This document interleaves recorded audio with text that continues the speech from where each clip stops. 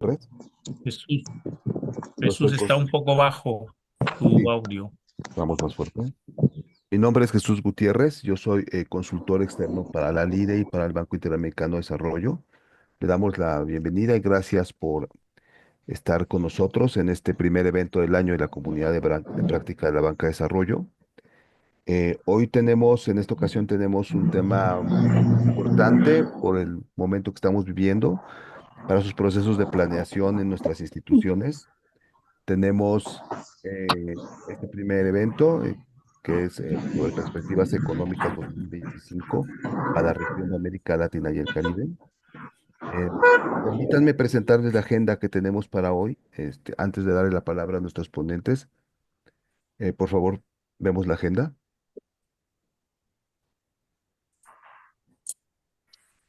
Para. Lo voy a grabar. Ah, lo voy a grabar. Vaya, Roy. muy bien.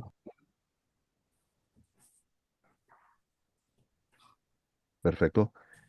Vamos a tener para este primer evento unas palabras de bienvenida por parte de Romy Calderón, que es el jefe de estudios económicos e información de ALIDE.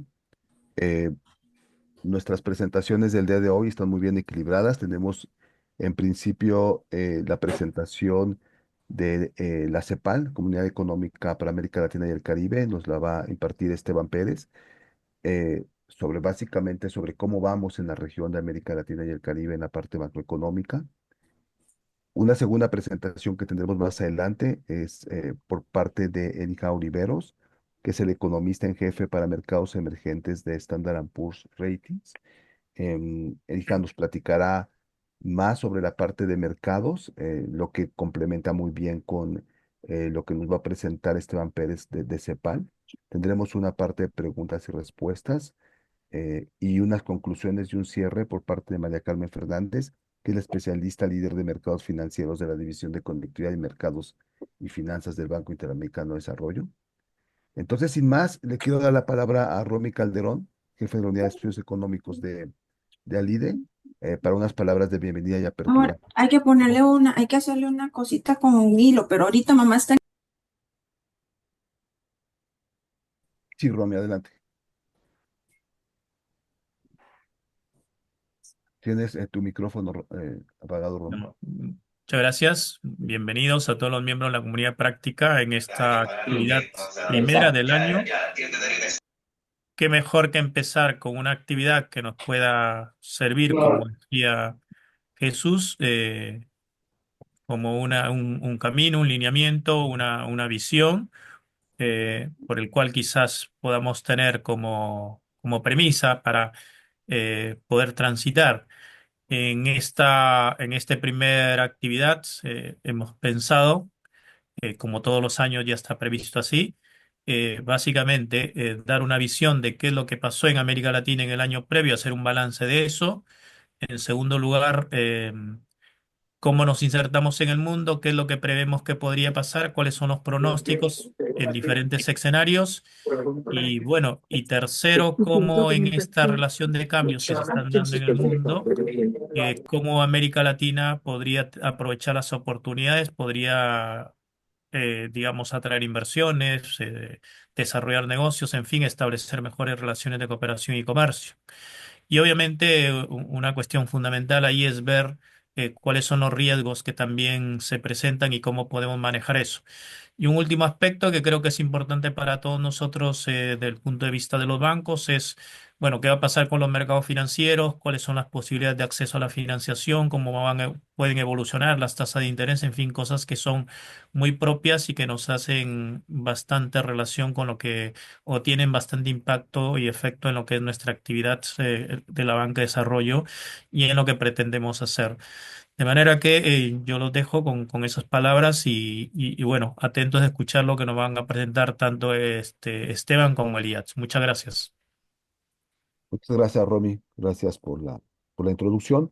Bueno, sin más, vamos a presentar a Esteban Pérez. Él es el jefe de la Unidad de Financiamiento para el Desarrollo de la CEPAL, quien nos va a platicar sobre el balance preliminar de cómo vamos en la región, en la parte macroeconómica. Le daría la palabra directamente a Esteban. Por favor, Esteban, adelante. Sí, muchas gracias. Voy a compartir pantalla.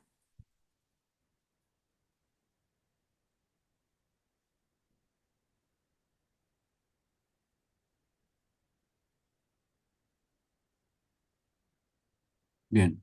Ahí supongo que lo ven, ¿verdad? Sí, sí, vemos, perfecto. Bien, bueno, yo voy a presentar los resultados del balance preliminar de las economías de América Latina y el Caribe, que es de alguna manera un cierre del 2024, pero también las perspectivas que esperamos de una perspectiva técnica para el caso de América Latina. En primer lugar, lo que tenemos es un mundo que va a crecer alrededor en el 2025 de un 3,2%, quizás 3,3%, por debajo de los niveles prepandemia, que entre 2000 y 2019 se situaban alrededor de 3,7%. Si se fijan bien en la gráfica, se observan tres claras tendencias. La primera es un ritmo de Estados Unidos que ha crecido al 2,9, 2,8 en 2024. Nosotros tenemos 2,2. Las últimas estimaciones apuntan incluso a un alza a 2,5, 2,7%. Eso es una primera tendencia, un Estados Unidos que mantiene una tasa de crecimiento relativamente robusta, aunque quizá por debajo aún de un nivel prepandemia, una eurozona estancada de a 1% y un crecimiento importante de las economías emergentes y particularmente de India y otras economías de Asia y Pacífico que no necesariamente incluyen el grupo, incluye a China. China, por los problemas que tiene una tasa de crecimiento a la baja, como pueden observar en el gráfico. El crecimiento de Estados Unidos que se mantendrá en el corto plazo, en el 2025, viene dado por un mercado de trabajo que se mantiene fuerte todavía, con una tasa de desempleo de alrededor de 4,2%, que históricamente es relativamente baja, un importante efecto riqueza producto del alza del mercado de valores que incide en el consumo y sobre todo en el consumo de los estratos de mayores ingresos y condiciones monetarias acomoditicias debido a la baja de la inflación y la tendencia a la baja de las tasas de interés, que quizá no sea tan pronunciada como se había anunciado inicialmente, pero que vienen a la baja tanto en Estados Unidos, en Europa, en Inglaterra. El caso excepcional ahí es Japón. Tenemos, como decía, una zona euro o eurozona afectada por condiciones estructurales y esto es bastante importante. Estas son condiciones de largo plazo. La zona euro viene aquejándose de problemas de competitividad, problemas de productividad, sobre todo en Alemania, disminuciones de la tasa de crecimiento, contracciones en el caso de Alemania y que afectan a industrias claves, la industria petroquímica, la industria de los automóviles y que tiene efecto en el resto de las economías. Estamos hablando de economías como Alemania, como yo decía anteriormente, Francia, que representan por lo menos un 50% del PIB de la zona euro. Quizá España sea ahí la excepción. Y luego tenemos como tercera tendencia que mencionaba un cambio en el polo de crecimiento de las economías emergentes y en desarrollo. China como menor crecimiento, pero un traslado de los polos de crecimiento a otras economías, Filipinas, India, etcétera, que van a tener una importante contribución y un hecho estilizado que se detecta de la evidencia empírica es que las economías emergentes que van a crecer por encima de los Estados Unidos, que era alrededor de un 40-50% antes de prepandemia, pues va a aumentar a un 70-75%.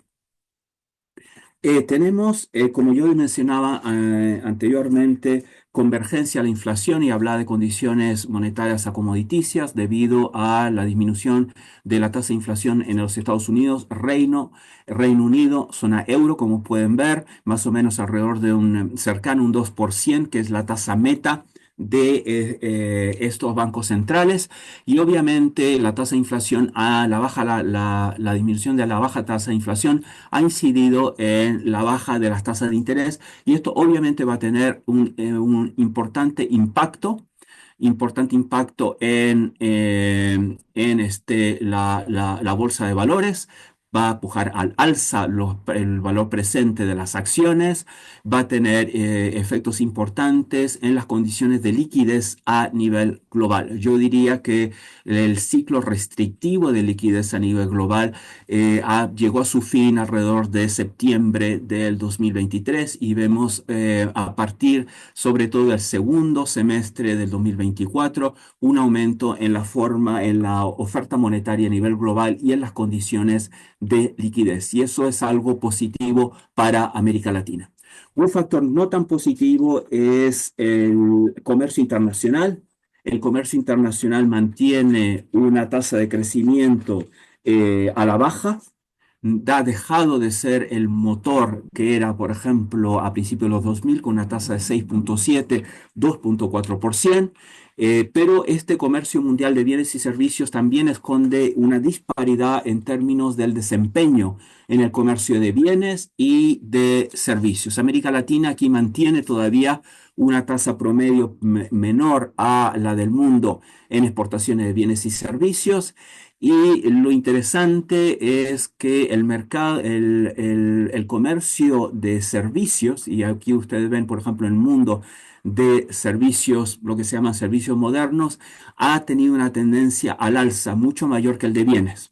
Entonces, cuando se habla de restricciones al comercio de bienes, siempre está el tema del comercio de servicios y aquí hay un espacio para América Latina para poder crecer. América Latina aún mantiene una tasa de crecimiento en el sector servicios que quizá no corresponde al potencial podría tener. Los,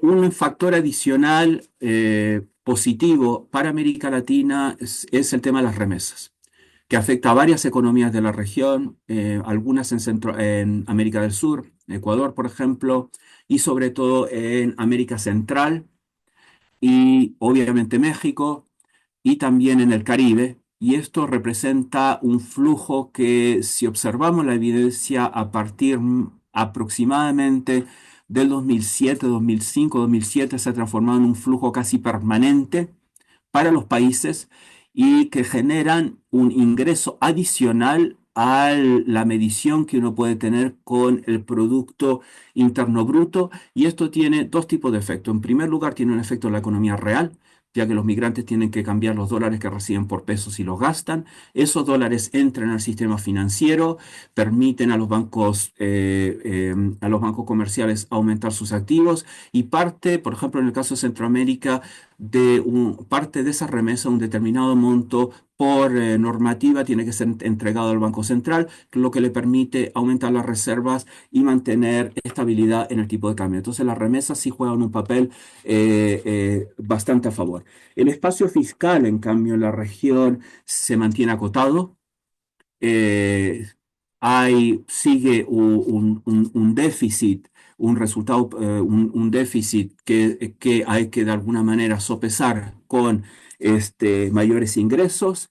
Y si bien la deuda pública del gobierno central se mantiene en la mayor parte de los países en niveles aceptables, sí ven ustedes en el gráfico a la izquierda un aumento por lo menos desde 2010 en adelante, y lo cual implica la necesidad de fortalecer los ingresos para tratar de compensar estos niveles de endeudamiento y evitar que estos niveles de endeudamiento incidan en las calificaciones crediticias y a través de las calificaciones crediticias que incidan en depreciaciones del el tipo de cambio. Los pagos de intereses debido a la deuda es un tema importante. Los pagos de intereses en temas de, por ejemplo, porcentaje del PIB han llegado al 3% entre 2020 y 2024. Eran de 2,1% entre 1990 y 1999, y ahí el gobierno tiene que hacer un esfuerzo y obviamente esto puede restringir la capacidad de los gobiernos de incrementar el gasto. Un tema adicional en la capacidad de movilización doméstica de los recursos es los ingresos públicos, que todavía continúan bajos relativo a otras regiones desarrolladas, por ejemplo, y un nivel de evasión que se mantiene en 6,7% del PIB, que es realmente bastante elevado y en algunas economías todavía es mayor, pero ahí hay un espacio donde las autoridades pueden incidir para aumentar la recaudación y por lo tanto para incidir en el gasto y sobre todo en el gasto productivo, en educación, salud y infraestructura. Un tema que ha surgido con bastante fuerza desde por lo menos mediados quizá del 2023 y sobre todo también a partir del año pasado es la apreciación del tipo de cambio, la apreciación del dólar y la depreciación de las monedas. Y esto ciertamente que tiene que ver en parte con lo que está pasando en los mercados bursátiles, con las expectativas de los Estados Unidos de crecimiento, pueden incidir de manera negativa en alguna de las economías por su efecto inflacionario en primer lugar y también por el hecho que pueden incidir en las hojas de balance, tanto los gobiernos de la deuda existente y de la nueva deuda, como en las empresas. Y obviamente también hay una relación existente entre la depreciación del tipo de cambio y los índices de riesgo, lo que incide en el costo de la deuda. Generalmente hay una asociación positiva entre la tasa de variación del tipo de cambio nominal y la tasa de variación de los índices de riesgo. La menor inflación, como yo les comentaba a nivel global, y obviamente la reducción de las tasas de Estados Unidos ha permitido relajar la postura de la política monetaria en la región, aunque quizá no tanto como se podría debido a las condiciones del tipo de cambio, pero varias de las economías más grandes, aparte de la tasa de interés, tienen varios otros instrumentos para enfrentar el tema del tipo de cambio. La dinámica económica en la región tiene una tendencia a la desaceleración en parte, obviamente por las exportaciones. El comercio, como les decía anteriormente, no ha crecido mucho. El gobierno tiene un margen acotado de maniobra. Todavía falta que la inversión privada repunte. La inversión se sigue manteniendo en los niveles históricos de alrededor entre 20 y 17% del PIB en la región. Y si bien las empresas grandes que más invierten en la región, las grandes de las grandes, las que se financian en los mercados de bonos, se han beneficiado después de la pandemia de las medidas que han adoptado los gobiernos y los bancos centrales y de las condiciones más acomoditicias recientemente, todavía no se atreven completamente a invertir, pero están en condiciones de hacerlo. En suma, lo que tenemos es para América Latina un crecimiento del 2,2 del año pasado y un 2,4% en el 2025. Y si ustedes se fijan, aparte del caso Argentina y Paraguay, en general las economías que más van a crecer son las economías de República Dominicana, Costa Rica, Guatemala, son las economías de Centroamérica que se benefician de la economía, del desempeño de la economía norteamericana, tiene un coeficiente de correlación muy cercano a un coeficiente de correlación, perdón, elevado y que muestra la cercanía, la asociación positiva significativa entre la tasa de crecimiento del PIB de los Estados Unidos y la tasa de crecimiento del PIB de estas economías y también se han beneficiado de las remesas como le mostraba anteriormente. Esas más o menos son las perspectivas. Y yo voy a dejar al colega de Standard Poor's que se va a referir a determinados escenarios que incluyen obviamente todo el tema arancelario, que es un tema importante hoy en día. Muchas gracias. Muchas gracias. Gracias, Esteban, por tu participación y tu exposición. Em, el tema de las preguntas y respuestas pueden ustedes a través del chat dejarnos sus preguntas y si no, de todos modos, al final de las dos presentaciones vamos a tener un espacio para sus preguntas y las respuestas que nos puedan dar Esteban y Eri. Entonces, voy a pasar ahorita a la siguiente presentación. La siguiente presentación nos las va a compartir Elija Oliveros, que como les comentaba, él es el economista en jefe de mercados emergentes para Standard Poor's. Nos va a presentar una visión un poco más de mercados que se complementa muy bien con la presentación de Esteban, que es un poco más estructural de los sectores productivos de la región. Entonces yo dejaría, Elija, por favor, adelante, yo te dejaría en manos de los asistentes. Gracias. Gracias, Jesús, y gracias por la invitación. Voy a compartir mi pantalla. Ok,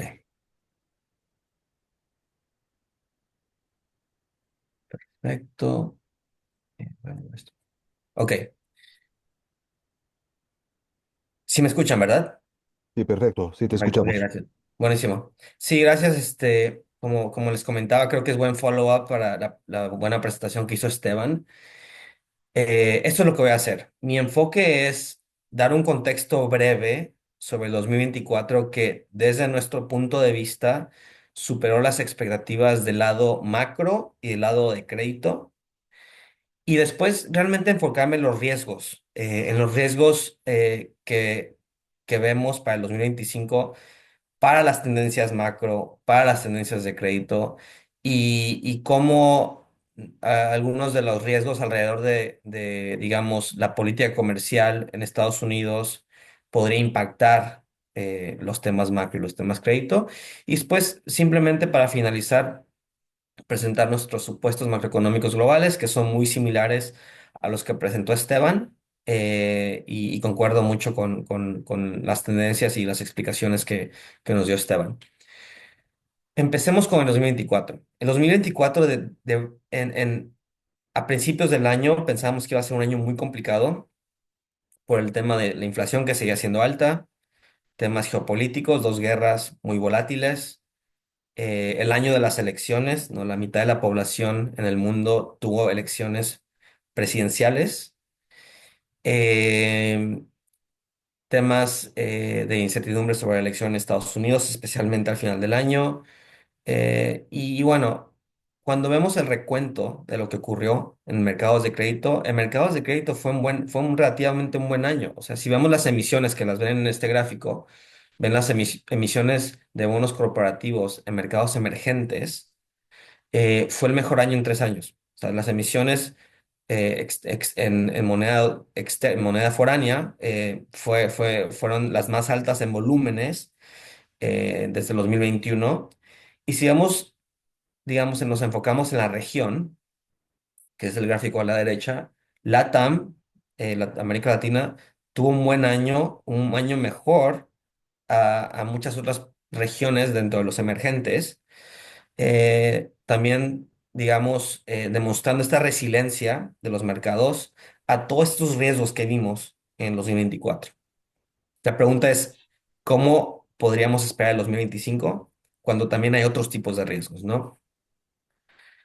Eh, También del lado macro, fue un año que, si ven las expectativas de crecimiento de casi todos los países, fueron subiendo, ¿no? Empezaron bajas, terminaron altas, y cuando veamos los resultados del 2024, que todavía nos falta un trimestre de datos, en algunos casos quizá van a ser un poco más altos, por lo menos que nosotros esperábamos, ¿no? Y una razón principal por la cual, digamos, la región fue tan resiliente a todos esos temas externos fue que la demanda interna eh, fue relativamente fuerte. Aquí ven simplemente en este gráfico la desviación de la tendencia del PIB, digamos, de una medida de output gap, de la brecha del producto, y en todos los países realmente se mantuvo arriba de la brecha o mejorando, obviamente con la excepción de Argentina, que está pasando por un ajuste económico muy importante, pero realmente las expectativas económicas, los resultados económicos fueron mejores a las expectativas. Y como les comentaba, la razón principal fue la demanda interna. Esteban habló de las remesas. Las remesas fueron un factor muy importante en el consumo. Como sabemos, las remesas son en la mayoría de los países casi automáticamente convertidas en consumo de los hogares y parte en inversión y parte en ahorros, pero realmente la gran cantidad de las remesas van al consumo. Gran parte de la fortaleza en la demanda interna también fue la tasa de desempleo. Si vemos las tasas de desempleo en la mayoría de los países de la región, están en niveles récord bajos. Eh, y en parte también el estímulo fiscal, que seguimos, por un lado, con un gasto fiscal que es arriba de lo que estábamos acostumbrados, que obviamente tiene ventajas para la demanda interna, pero desventajas para la estabilidad macrofinanciera, ¿no? Ahora, hablemos de 2025. Sin duda, y también Esteban presentó, los niveles de deuda son más altos en todo el mundo, no solo en la región. Han subido por este tema fiscal que les comentamos desde la pandemia, pero esto no es un tema que realmente nos cause mucha preocupación este año. Los niveles de deuda en América Latina, si bien han subido, no son relativamente altos cuando lo comparas con economías globales. Entonces no es un tema de solvencia, no es un tema de niveles de deuda. Aún no estamos en ese, digamos, en un contexto en el cual nos preocuparía mucho un tema de solvencia. Los riesgos, desde nuestro punto de vista, son posibles presiones a la liquidez. Y la variable que monitoreamos muy de cerca es la cobertura de intereses, ¿no? O sea, de todo lo que entra fiscalmente, cuánto se usa para pagar intereses. Y esto ha estado subiendo muy rápidamente en América Latina. Aquí vemos el nivel prepandemia frente al nivel del año pasado. En países como Colombia está arriba del 15%, en México está arriba del 15%. O sea, de todo lo que entra fiscalmente, el 15% se usa para pagar eh, pago de intereses, ¿no? Entonces, creo que los riesgos globales los podemos enmarcar en cómo le podría impactar a la liquidez o a la cobertura de intereses a la región. El tema es que si vemos este escenario de políticas más proteccionistas, aranceles, etcétera, por la administración de Estados Unidos, le puede impactar de varias maneras. Una es, puede impactar al crecimiento económico en la región, menor crecimiento, menor denominador de fiscal, más presión a la liquidez. Otra es si el crecimiento baja en la región, si el crecimiento, o sea, hay presiones e incertidumbre sobre el crecimiento, va a ser mucho más complicado hacer un ajuste fiscal en la región, lo cual obviamente te complica el tema de la cobertura de interés también. Y por tercera parte, si la política comercial en Estados Unidos incrementa la expectativa de inflación, evidentemente te pone presión a la alza en tasas en Estados Unidos y por consecuencia en tasas en la región y por consecuencia en tasas en el costo financiero del repago de deuda de tasa variable o deuda nueva emitida a una tasa más alta, ¿no? Entonces, este es un riesgo principal que creo que tenemos que estar muy enfocados. ¿Cómo le puede impactar todos los riesgos que tenemos en los 25 a la cobertura de intereses en la región? ¿Cuáles son nuestros supuestos comerciales? Mucha incertidumbre, todo el mundo tiene diferentes supuestos. Dentro de todas las propuestas de aranceles, creemos que la más probable es un incremento de aranceles de la administración de Estados Unidos a China por temas tecnológicos. Ya vimos este fin de semana lo que ocurrió con el sector de AI por temas relacionados a eso. Vemos un incremento de aproximadamente 10 puntos porcentuales en la tarifa, en el arancel efectivo. El arancel efectivo entre Estados Unidos y China ahora es 14%, ponderado por todas las importaciones que van de China a Estados Unidos. Esperábamos que subiría un poco, cerca del 25%. No vemos aranceles entre Estados Unidos y México y Canadá, porque creemos que los gobiernos van a ser muy pragmáticos para resolver esos temas de manera diplomática o de manera migratoria, para evitar el impacto que los aranceles pueden tener, no solo en México, pero en Estados Unidos y en Canadá. Pero aún sin esperar estos aranceles, creemos que la incertidumbre va a tener un impacto en la inversión. En México vemos una inversión menor a la que, sin duda, la que teníamos el año pasado, pero menor del promedio que tenemos en México. Y por eso tenemos un crecimiento de 1,2% este año para México, cerca del 1,5% en el 2024, de acuerdo a nuestro estimado. Es una pequeña desaceleración, en gran parte por esta incertidumbre que vemos del lado comercial, una historia similar en Canadá. Ahora, asumiendo que nuestro supuesto de aranceles a China se materialice, el impacto en la economía va a ser más grande en el caso de China que en el caso de Estados Unidos, porque la economía china es una economía que depende mucho más del comercio exterior que Estados Unidos. Entonces, el impacto se canaliza de China a otros emergentes. Aquí vemos un poco la exposición del lado de la demanda. Si la demanda en China cae, ¿qué países emergentes están más expuestos? La mayoría están en Asia, Vietnam, Malasia, Tailandia, pero como todos lo sabemos, hay una conexión en el tema de commodities en Chile, Perú, Brasil, aunque cuando hablamos de commodities, tienden a no ser tan impactados por el pass-through, porque es bastante fácil vender commodities a otros países, especialmente los commodities que venden Chile, eh, Perú y Brasil, que son metales industriales muy importantes para todo tipo de fabricación de bienes electrónicos. El segundo impacto de China es por las cadenas de valor, ¿no? Si las importaciones caen, obviamente las conexiones en las cadenas de valor pueden ser impactadas. Aquí hicimos un ejercicio de insumo, producción, donde vemos dónde están las conexiones en las cadenas de valor con los productos chinos. Evidentemente, el impacto también es muy enfocado en Asia, especialmente en el sector de cómputo y electrónicos, en Vietnam, Taiwán, Corea del Sur, Malasia, y un poco con Chile y Perú, como lo mencionaba en el sector de metales. Y el tercer impacto, que el que vimos en 2018, cuando hubo aranceles entre China y Estados Unidos, es una posible reorientación en el comercio.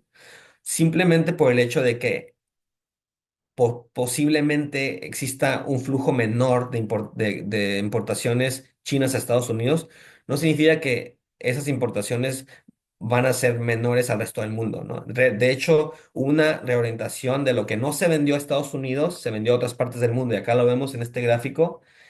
La proporción de importaciones provenientes de China incrementaron en casi todos los países cuando cayeron en Estados Unidos por el tema de los aranceles de 2018. Entonces, este es un tema que tenemos que tomar en consideración, porque en algunos países algunos sectores van a enfrentar más competencia con bienes chinos que obviamente son muy eficientes en términos de costos. Entonces, es un impacto que de hecho ya estamos escuchando en conversaciones con algunos clientes en Tailandia e Indonesia, donde tienen mucha más competencia con manufactureros chinos por este tipo de efecto.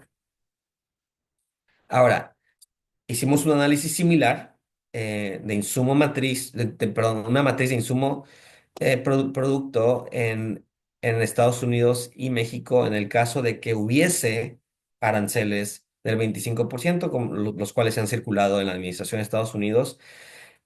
Sin sorpresas, los sectores más impactados en México, obviamente, son los del sector manufacturero en, en el sector de automotriz y en equipo electrónico. En el caso de Estados Unidos, sería el sector de metales y todo lo relacionado a alimentos y agricultura. Entonces, no, estos son los sectores que son más sensibles a cambios en aranceles. Obviamente, hay otros factores que podían limitar el impacto, como lo es el tipo de cambio, em, y alguna respuesta de apoyo del gobierno a esos sectores también podría, digamos, acolchonar el impacto. Y para finalizar, que me queda un minuto, de acuerdo a la agenda, estos son nuestros supuestos económicos. Los hicimos en noviembre, algunos ya creo que tenemos que actualizarlos, pero la conclusión es la misma a la que nos mencionaba Esteban, el outperformance de Estados Unidos globalmente continúa, crecimiento arriba del promedio de Estados Unidos, arriba del potencial. Muy probablemente la zona euro continúa debajo de lo que crece Estados Unidos. Obviamente el potencial es menor, pero con una recuperación relativamente lenta. China se desacelera y en América Latina tenemos crecimiento divergente. Generalmente tenemos Brasil y México creciendo un poco menos, Chile y Perú creciendo muy tasas muy similares y Colombia mejorando un poco, pero de niveles relativamente debajo del potencial en Colombia.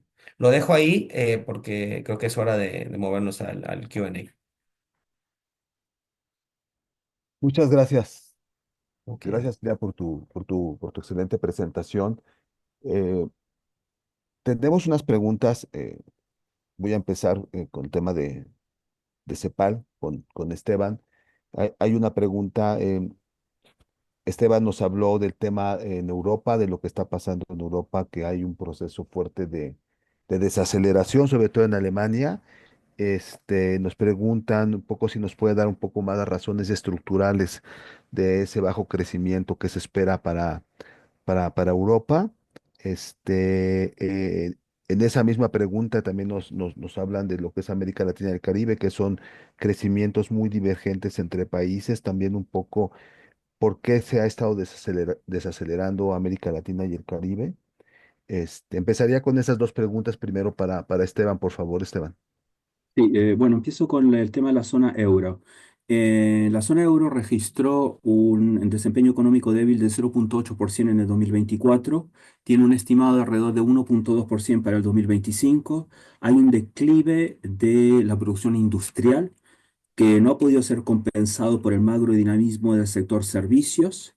Y Alemania, que es la principal economía de la zona euro con 24% del PIB total y el productor más importante de manufacturas, está viviendo un estancamiento económico que yo diría aproximadamente desde finales desde el 2021. Esta situación de Alemania refleja la caída tendencial que muestra la industria y en particular la industria automotriz, la industria química y el sector de ingeniería. Por ejemplo, un ejemplo, en el 2017-2023 la contracción de la industria fue de menos 2,4%. Y en el 2024, en septiembre, que es uno de los últimos datos disponibles, la producción industrial cayó en 2,5%. El tema de Francia, que podría compensar algo de Alemania, básicamente tiene el segundo PIB más importante después de Alemania, tiene un problema con la inversión y en particular un problema con la pérdida de dinamismo de maquinaria y equipo. Ahora, ¿por qué ocurren estas cosas? En general se ha abierto en Europa un debate sobre las causas más estructurales y se apunta, y esto lo pueden ver por ejemplo en el informe Draghi sobre el tema de la competitividad, que si hay una falta de competitividad es al escaso dinamismo de la inversión y la productividad. La brecha de productividad entre Europa se ha estancado, Estados Unidos ha seguido al alza. ¿Por qué existe esta brecha de productividad? En parte hay distintas opiniones. Una opinión es porque Estados Unidos se centra en las empresas más de punta, las empresas de tecnología, las empresas digitales, mientras que Europa se ha centrado más en las empresas manufactureras con mucha mayor regulación y en las empresas en las empresas tecnológicas. Y los cálculos que nosotros hemos hecho para el coeficiente de inversión de la Unión Europea es que más o menos desde el 2012 se sitúa por debajo del de Estados Unidos y esta brecha se ha agrandado. Entonces tenemos esta Europa con dos economías, la economía sobre todo alemana y que tiene que cambiar el modelo de negocios, y la economía Francia en menor medida desacelerándose, una España que está repuntando un poco más, pero que no tiene el potencial que tiene Alemania y Francia. Con respecto a América Latina, como decía el colega como decía Elilla, hay un crecimiento divergente. Las grandes economías son las economías que han repuntado menos en América Latina quizá por una falta de inversión, liderados en parte por el consumo. Yo creo que el problema de inversión es importante, mientras que las economías más pequeñas, las economías de Centroamérica, se han beneficiado de unas remesas que en general representa alrededor de 8% del Producto Interno Bruto de la región desde aproximadamente el 2010 y se han mantenido relativamente estables. América Latina, obviamente, algunos países de América Latina, obviamente el tema de China les afecta. Hay temas internos de incertidumbre, las tasas de interés también pueden ser factores negativos que han incidido en el crecimiento. Yo lo dejo ahí. Gracias, Jesús. Sí, perfecto. Muchísimas gracias, gracias, Esteban. Tenemos otra pregunta de Pedro Pérez, es de Nacional Financiera de México, eh, que la voy a juntar con una de Carlos Bravo, que es para Standard Poor's. Eh, Él ya hablaba un poco de la importancia de las remesas en las economías de algunos países de la región, como Honduras, como El Salvador, como Guatemala, etcétera. Nos pregunta Pedro sobre cuál es la perspectiva, cómo está viendo Standard Poor's, o si quiere Esteban también por parte de CEPAL platicarlo. ¿Cómo ve la perspectiva que esos cambios en los flujos de remesas, cómo puedan llegar a afectar las economías, ¿no? Yo me imagino que a través de un canal de consumo, etcétera, ¿no? Cómo pueden afectar las economías de los países de la región, estos temas de las remesas, y el tema también de la inflación, también nos hablan de la inflación. No sé si ella nos puede ayudar con esta pregunta, por favor.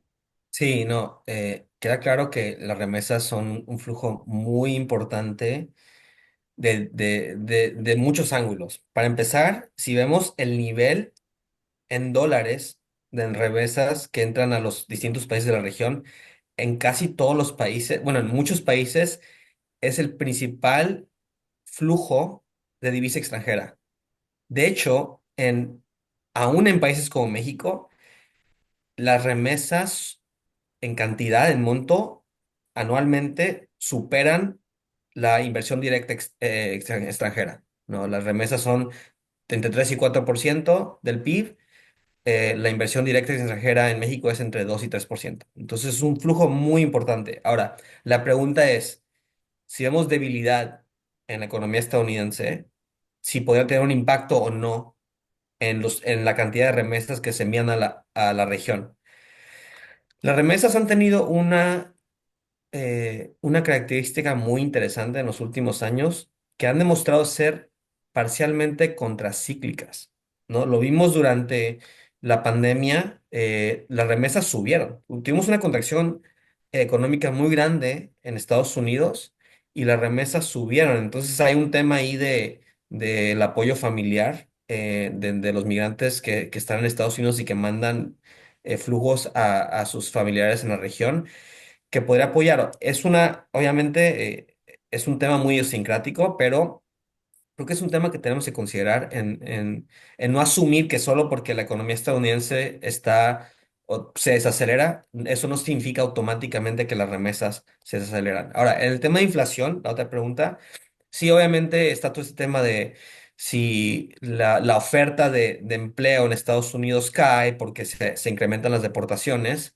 Eso sería inflacionario en Estados Unidos porque la mayoría de los sectores en los cuales los inmigrantes trabajan son sectores que son importantes en la ponderación del IPC de Estados Unidos, que es alimentos, vivienda y servicios. Entonces, el impacto podría ser importante inflacionario, pero digamos, una pregunta muy grande acá. Es para acelerar un proceso de deportaciones se necesita hacer una escala muy grande y hay muchas preguntas si es posible realmente acelerar ese proceso tan rápidamente porque va a haber muchos procesos legales en contra de ese proceso. Lo dejo ahí. Muchas gracias, gracias Elía. Bueno, en aras del tiempo, este, quiero nada más comentar que finalmente de las presentaciones que hemos tenido, sí, tenemos para 2025 un escenario para América Latina y el Caribe, pues de muchos retos a los que hay que responder. Por el lado más, la parte del cono sur, diríamos, por su vinculación con China y la parte de México más por su vinculación con los Estados Unidos, ¿no? Entonces, esos son retos, tenemos un papel importante como bancos de desarrollo para poder ir cubriendo y poder ir avanzando. Eh, yo quisiera darle la palabra ahorita a María Carmen Fernández para que nos dé algunas palabras ya nada más de conclusiones y cierre en aras del tiempo. Vamos bastante bien. Eh, María Carmen es especialista en mercados financieros de la División de Conectividad y Mercados del Banco Interamericano de Desarrollo, a quien yo le cedería la palabra en este momento. María Carmen, adelante, por favor. Muchas gracias, Jesús. En primer lugar, queremos agradecer la participación de los dos panelistas, de Esteban Pérez de CEPAL y también de Lija Oliveros en Standard & Poor's, por sus valiosas ponencias y por su contribución. Quiero también reconocer al IDE y a CEPAL en la organización de este espacio, que ha sido muy enriquecedor, y sobre todo a todos ustedes, profesionales de la banca de desarrollo de la región, por estar con nosotros en este espacio. Como saben, la comunidad de prácticas de la banca de desarrollo es una plataforma desarrollada por el BID, por ALIDE y por CEPAL, y podemos acudir a ella para análisis, para discusiones de temas actuales que afectan a nuestras operaciones en la banca de desarrollo. Este sitio web de la comunidad podrá ser útil para encontrar información. Allí pueden encontrar estudios, documentos sobre diversos temas de interés de nuestras instituciones. Invitamos, por lo tanto, a todos a aprovechar esta plataforma para generar ideas, estrategias, para colaborar y fortalecer el desarrollo sostenible de la región. También les quiero comentar que para 2025, para este año, tenemos programados otros 3 webinarios a través de esta plataforma. Uno de ellos sobre modelo de garantías, otro sobre la inteligencia artificial y el tercero sobre Smart Development Banks. En temas de modelos de garantía, el webinario explorará diferentes modelos de crédito que se utilizan en todo el mundo para facilitar el acceso al financiamiento, y se utilizarán casos de éxito y se discutirán también mejores prácticas implementadas por las instituciones de crédito. En temas de inteligencia artificial, el webinario podrá centrarse en cómo se está transformando el sector financiero y qué desarrollos hay. Se discutirán aplicaciones actuales de inteligencia artificial, oportunidades y desafíos. Y en el tema de Smart Development Banks, el concepto de estos bancos públicos inteligentes y cómo se está utilizando la tecnología avanzada para mejorar operaciones y servicios. Son, por lo tanto, temas claves, relevantes y actuales que queremos ofrecer como una oportunidad para los profesionales de la banca pública para mantenernos en vanguardia en las tendencias y en las tecnologías emergentes. Así que les invitamos a todos a mantenerse atentos, a participar activamente en estas discusiones, y se le enviará con tiempo la invitación. Finalmente, por parte del BID, de ALIDE y de CEPAL, les agradecemos nuevamente su participación. Muchas gracias.